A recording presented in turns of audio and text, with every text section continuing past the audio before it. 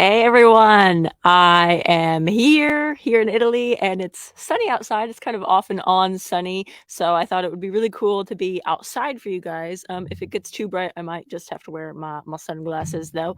But yeah, so I'm here in Italy. If you guys are joining me live or even if you're joining me on the recording, then comment in the comments down below where in the world you're joining me from.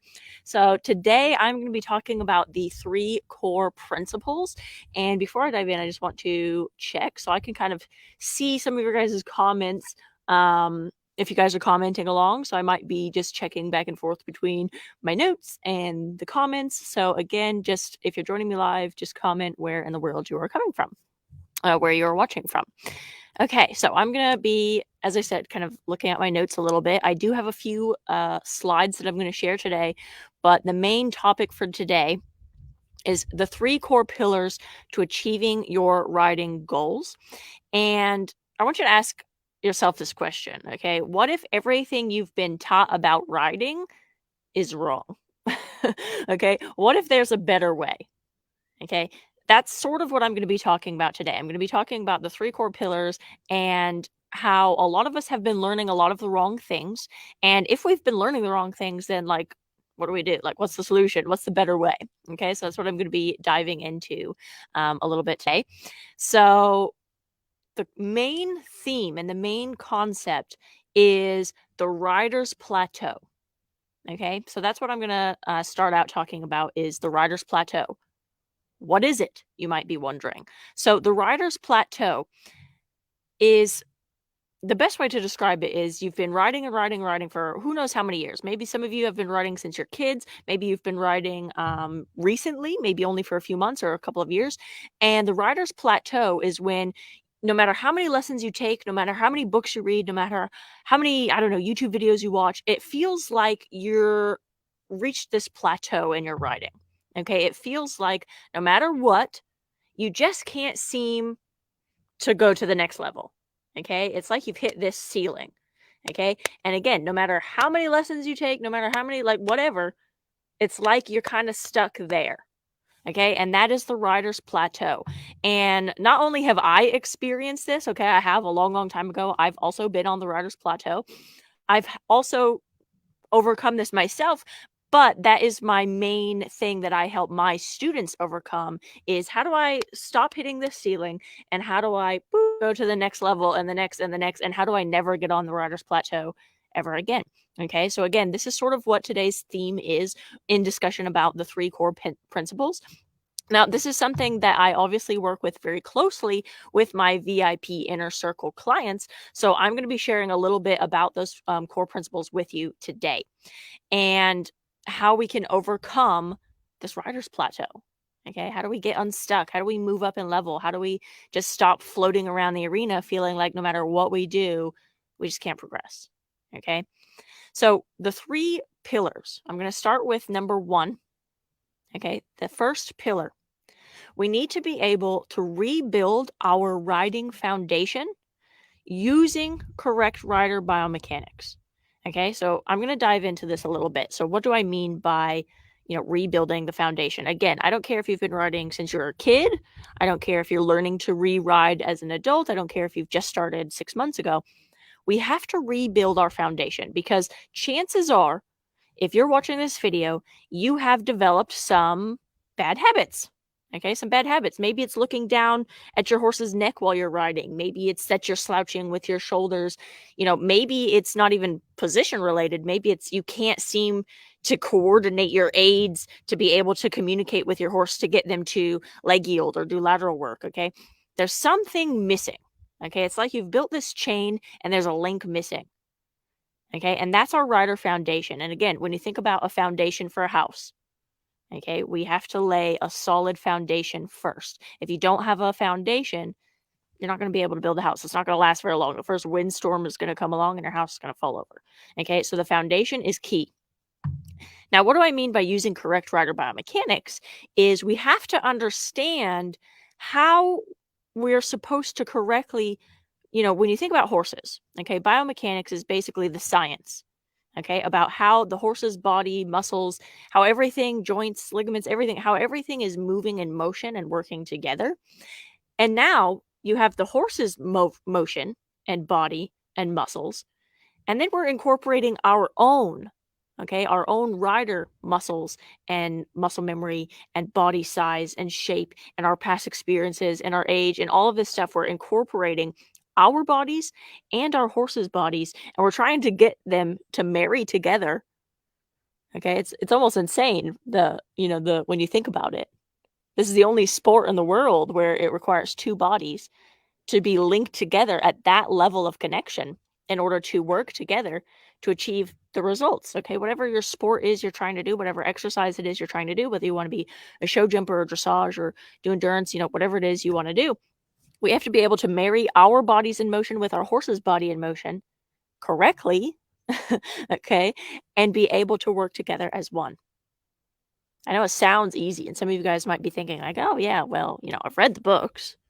A lot of you might be thinking, I have all of this knowledge. Okay. I want to say the three most dangerous words in the English language are actually, I know that. Okay. Those are the three most dangerous words, because what happens is when you say to yourself, oh, I already know that. Okay. All you're doing is subconsciously switching off your brain, and you're not in learn mode anymore. Okay. So we don't want to say, oh, I know that. Oh, I've heard of that. Okay. Instead, we want to ask ourselves, do I know it or do I do it? Because those are two very different things. Okay, so do I know it or do I do it? You might have read all the books, you might have watched every YouTube video, you might have done other online courses, I don't know. You might have taken 100 million riding lessons with 10 different riding instructors since you started riding. Like, I don't know. But do I know it or do I do it? Okay, and if you're sitting here and you're at that Writers Plateau, you have to really ask yourself, am I doing it? Because if I was doing it, I wouldn't be stuck. Okay, I wouldn't be plateaued. I wouldn't know how to get to the next level. Yeah. So that was pillar number 1. We have to rebuild your riding foundation using correct rider biomechanics. Okay. A lot of my students that come to me, my VIP inner circle students, I've worked with a lot of people that they're already jumping big jumps, or they're already doing, Grand Prix dressage movements. Okay. So they already seem like they're at the top, like I'm already jumping 1.30 meters, or I'm already doing this. How do I get unstuck, or how do I go past that little plateau? And the thing is, most of my students, when they come to me, they think that there's some kind of weird, crazy secret sauce, secret ingredient that they've never heard of, like, oh, try this gadget or use this bit, or, something like that. And the thing is, every single one of these students, okay, every single one of them, I don't care what level they are, this is what I do. Okay, I rebuild their foundation. Okay, I implement the solid riding biomechanics into their body, no matter what their age, shape, size. I implement it for them. Okay, based on their body types, their experience, their muscle memory, their age, everything. And I implement it with their horses. Okay, and this is the big secret of how you can, instead of jumping 1.30 meters, boom, now you can jump 140. Now you can start moving up in level. Now you can start doing fancier dressage things. Now you can start riding, further in your endurance or whatever. Okay, so this is the secret. Okay, pillar number 1. It might seem like, oh man, that seems kind of common sense. You'd be surprised how much common sense is not that common. Okay, so you have to rebuild your foundation using correct rider biomechanics. And again, if you guys are there at home watching me, I see a few of you joining me live today. Okay, I see some of you guys are joining live. And again, if you're joining me live, just comment in below, where in the world you're watching from. But if this is making sense to you, I want you to comment in the comments, okay? Say, got it. Yeah, make a little note. Write this down. This is pillar number 1. Pillar number 2, okay? What is the second core pillar in order to achieve my riding goals? And that is to be able to develop correct, I stress the word correct a lot, okay? Correct muscle memory. Now, again, you might have been riding for years. You might think you know how to rise to the trot, because at this point it's on autopilot. Okay, you're rising to the trot and you're on autopilot and you're not really thinking about it because you've done it so many times for so many years. Okay, I'm just rising to the trot. But here's the thing. If you're rising to the trot incorrectly on autopilot, does that serve you? Does that serve your horse? Okay, Because I can almost guarantee a lot of you guys are rising to the trot incorrectly. I can almost guarantee it. Okay, so a lot of you guys are rising to the trot, something so basic, something that is as common to you as breathing, and you're doing it incorrectly. Okay, if you're doing it incorrectly, and I'm just using this as an example. Maybe you're doing the rising trot. Maybe it's sitting trot. Okay, you are unable to do sitting trot correctly, or maybe you're unable to sit the canter correctly. Like, I don't know. Okay, but whatever it is that you're doing, sure, you've cantered 100 times, but if you're cantering incorrectly, okay, and your leg is swinging forward in chair seat, or you're flopping on the horse's back, or, a number of things could be occurring. You're hanging on the reins for balance, you're bopping your horse every time. The horse is falling to the inside of the corners because you're unable to keep the horse balanced. Whatever it is, whatever level you're at. Again, rider plateau. Okay, you're here. Yeah, we have to develop the correct muscle memory. This is the second core pillar. Because we need that our bodies on autopilot are serving us and serving our horses correctly. Okay, it's not about just going through those motions. Okay, sure, I'm going up and down in a trot-like motion, but am I doing it correct? Okay, am I doing it in a way that is allowing my horse to be balanced, allowing me to be balanced, allowing me not to interfere with my horse, allowing me to be able to put those aids on correctly, precisely at the exact moment I intend to, without accidentally bopping them, sending mixed messages to my horse, asking them to do other things? Am I able to help them be balanced and, do all of these amazing things that I'm trying to ask them to do, whether it's leg yield or going deep into a corner or like whatever, extended trot, something. Okay. Am I doing it correctly? Do I have correct muscle memory, or have I developed 10,000 hours of incorrect muscle memory? It's a good question to ask yourselves. Okay, maybe comment down below. Again, like guilt-free, no judgment here. If you feel like this is you and you're missing one of these core pillars, okay, hey, my foundation is not solid. Or hey, I think I have incorrect muscle memory. I don't know how to fix it. Okay, I don't need you guys to know how to fix it. That's my job. Okay, I'm your coach. That's what I'm here for. Okay, but I need you guys to be aware. Do I possibly, not in everything, but in certain things, have I maybe developed incorrect muscle memory? Okay, comment, let me know. Okay, raise your hand. There's no point in you saying, no, it's fine, I'm doing it perfect. Okay, I have yet to have met a rider that rides perfect. I've never met one, to be honest. Okay, I know I ride very well. Okay, I've been riding professional show jumpers for a very long time. I've worked with a lot of Olympic level horses and riders and Grand Prix jumpers and dressage and you know what. Does that mean that I'm perfect at all every second of every moment on every single horse? Does it? I can tell you right now, the reason I stay on more than most people, okay, in those sticky situations is because I have developed these things. I've developed correct muscle memory. I have built a solid rider foundation. Okay, that's why I was able to do some of the things that I have in my career, completing the Mongol Derby, show jumping, big jumps, all of these things. Learning how to play polo when I knew absolutely nothing about polo, but I picked it up pretty quickly. Okay, because I had a solid rider foundation. I had to learn how to swing, hit a ball with a stick, but I didn't have to learn how to ride. And that was something that carried over. So yeah, that's why I've been able to do a lot of the things that I've done and achieve a lot of the things that I've done. And that's a big reason why I was able to break that ceiling, okay, that rider's plateau, and then boop, start moving up through the levels. And it's the same with all of my students. I meet a lot of students that riding instructors, they're current riding instructors, okay? Maybe you're taking 2 or 3 lessons a week, I don't know. But your current riding instructors and your current training plan and your current strategy that you've been using this whole time, okay, it was great to get you to this point. Okay, it worked to get you to there. That instructor got you to the point that that instructor could possibly get you. So if you feel like I'm unable to go to the next level, it's because there's something in your current strategy or your riding instructor's current strategy that is unable to get you to that next level. Okay, again, that's what I specialize in. Okay, I specialize in getting you to that next level. Okay, whatever level you're at, wherever you want to go, whatever you're envisioning, that's what I'm here to help you with. Okay, I'm here to get you, break that ceiling, get you to the next level. The third core pillar, okay, and this is a big one, and some of you guys might like, oh, roll your eyes, like, oh, really? That's it? That's the core pillar? Trust the process, okay? Trust the system.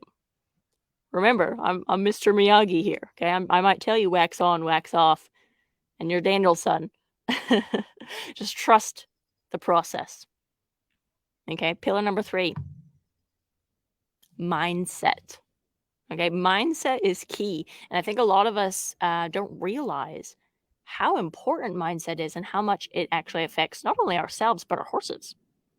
Okay, because the truth is, horses are our mirrors. If I'm not confident, my horse isn't confident. Okay, maybe I'm confident 99% of the times, but that 1% that I'm approaching the bigger fence or whatever, and I'm not confident, my horse is going to pick up on that. Okay, they are our mirrors. They reflect our inner feelings, our inner beliefs. Okay, not what we portray on the outside. Okay, I have a lot of students that, they would come for a riding lesson with me or whatnot, and they'd get on their horse and start warming it up, and I would just observe them. And after, I don't know, 5-10 minutes, I would call them over to me like what's wrong? Did you have a fight with your husband? Like, what? There's something. I know I asked you, how are you, earlier, and you told me fine, but based on your current riding and your horse, you're not fine. So let's talk about it. Okay, and sure enough, they'd open up, we'd talk about it. I mean, horse riding is like 50% riding and 50% therapy session. Okay, that's just how it is. But they would start talking about it, and they would open up and they would share, and then that huge weight is lifted from them. They feel better. Now their horses feel better. And then they'd go and carry on with their riding session as usual, and they would be fine. Okay, so mindset is key because our horses reflect our inner beliefs, like what's going on the inside. So if on the inside, even if I tell my instructor, oh, I'm fine, nothing's wrong. Okay, but on the inside, I'm stressed, overwhelmed, frustrated, depressed, what have you. Okay, my horse is going to pick up on that. And my horse is going to be very acutely aware that you're stressed and frustrated and that there's something's not right. They don't know what, but they know something isn't right. Okay, so mindset is key. Okay, it's not just about our bodies. Yes, the first 2 pillars were very physical, our bodies. Do we have correct rider biomechanics? Do we have a solid foundation? Okay, do we have the muscle memory? And the third one is mindset. Okay, mindset. So I just want to quickly share a couple of slides with you guys, just to kind of really drive the points home. Let me just share my screen quickly. Again, I'm only sharing 2 or 3 slides, nothing big. So I just want to mention, in every great story since the beginning of time, there's this common theme. Okay, it's called the hero's journey, and essentially what the hero's journey is. And I know I just mentioned Mr. Miyagi, the Karate Kid. I'm a huge fan of 1980s movies. Okay, sorry. But what the hero's journey is, and you can see it in, the Odyssey or the Iliad. You can see it in Shakespeare. You can see it in Lord of the Rings, Star Wars, Karate Kid. This is the main theme that you will notice in every great story since the beginning of time. Okay, and it's called the hero's journey. And essentially what the hero's journey looks like is you have your normal person. Okay, that's you. Okay, because you're the hero of your story, by the way, just so you know, just in case you didn't already know, you're the hero of your story. Okay, so that person is you. And something is going to call you. Okay, something bigger than you. And maybe that thing is your dream. Okay, it's your goal. For me, it was show jumping. Okay, that was the thing that was calling me. Maybe it's I want to feel connection with my horse. Maybe it's I want to go to a horse show. Maybe it's I want to get to such and such level or do, Grand Prix, whatever it is. Okay, but that's your calling. My calling is to feel connected with my horse when I ride. My calling was show jumping. And what happens is every person, they don't start out as the hero, okay? They have to become the hero. And how do they do that? They meet their mentor. Okay, they meet their guide, their guru, who helps like make them into the hero. Okay, helps them to overcome those villains and dragons and, all these things. Okay, so again, thinking about the Karate Kid, Daniel's son, he met Mr. Miyagi. He knew nothing about karate, but he was being beat up by bullies. He knew he needed to learn karate, and he meets his guru, Mr. Miyagi. Okay, and what does Mr. Miyagi do? He tells him, wax on, wax off. At first, Daniel's son, he's kind of doing it, and then one day he's like, this is stupid. It has nothing to do with karate. Like, why am I waxing on and waxing off and painting your fence and all this? So Mr. Miyagi, what does he do? He says, stand there and wax on. So he goes to wax on, and Mr. Miyagi, what does he do? He throws a punch, and Daniel's son, boom, blocks it. Yeah, Mr. Miyagi, he throws another punch, boom, he blocks it. Okay, he found out he had been learning karate the whole time. Yeah, so this is the hero's journey. So right now, you guys are at point A. Okay, you're currently at point A. Your goal is point B. Okay, whatever that goal is, as I said, show jumping, dressage, doing 100 miles, riding in tennis, like whatever your goal is, that's point B. Okay? This is what a lot of you guys are doing. Okay? This is what a lot of your guys' paths look like. And this is what it looks like if you don't have that mentor. Okay? If you don't have that guru, that guide, that coach who's already been there, because that's what you need. You need somebody who's already been there. You need a Mr. Miyagi. Mr. Miyagi's already been. He's already at level B. He's been at level B for how many years? Okay, but a lot of you guys are trying to do this on your own. You're trying to DIY it. You're trying to read books. You're trying to watch YouTube videos. You're trying to Google how to leg yield. Okay, so this is what your journey looks like. There's a lot of road bumps, speed bumps, wrong turns, U-turns, rollbacks. Okay, I'm not saying you'll never get to point B. Some of you might never get to point B this way. Okay, some of you might give up halfway and say, screw it, I'm happy where I am. Okay, I know that's not you guys because you're here in my group. But it happens. Okay, that's why a lot of people, they stay the same. But that's not you guys. Okay, you're at point A, you're trying to get to point B. This is what it looks like, that same path, when you have your guide, your mentor, your Mr. Miyagi. Okay, when you have someone like me, your coach, someone who's already been there. I know the exact steps. I know the process. I have the systems. I have the templates. I've done it. I've had my students do it. This is what your journey looks like. Okay, from point A to B, it's a straight, clear-cut path. Okay, because you've aligned yourself with someone who knows how to get there. Okay, so obviously the journey and this scenario takes far less time. Okay. Now, a good mentor is your guide because they have the map. Okay, they have the map. Again, if you're thinking about, Lord of the Rings, Bilbo Baggins, who does he meet? He meets Gandalf. Gandalf is his map. He guides Frodo or whatever I was talking about, Bilbo, okay, to whatever it is that they did in that movie. Okay, that's your map. Now, I want you guys to know, I'm very honest about this, by the way. The reason I'm a success is because I can say without a doubt, I have made more mistakes than any of you guys watching. I can pretty much guarantee it. I've been to the hospital more times than you guys have. I've ridden more horses than you guys have. I've spent more hours in the saddle than you guys have. I've spent more money on my equestrian education than any of you guys have. I can guarantee it. Okay? The reason I am a success is because I've made more mistakes than anyone. Okay? And that's how I found my success. Okay? That's how I went from A to B. I also aligned myself with a guru, with a mentor. And he helped me go from A to B. Okay? But along the way, I made a lot of mistakes. I had to learn a lot of things the hard way. And that's why I'm able to share with you guys, because I've been there. I've been where you are. I've fought those, dragons and demons and whatnot. I've made all the mistakes in the world. And that is why I help my VIP Inner Circle clients and my other students achieve success. Okay? So I had found my Mr. Miyagi. Okay? I did exactly as he said for years. And I just want you guys to know you have to find your Mr. Miyagi, okay? I hope that's me. I want to be your Mr. Miyagi, by the way. I'm not secretive about that. Okay, find your Mr. Miyagi and be all in. Okay, trust the process. Trust the systems. Okay, they work. They work. Yeah? Okay, I'm going to stop sharing my screen. Okay. Hopefully that was interesting and fun for you guys.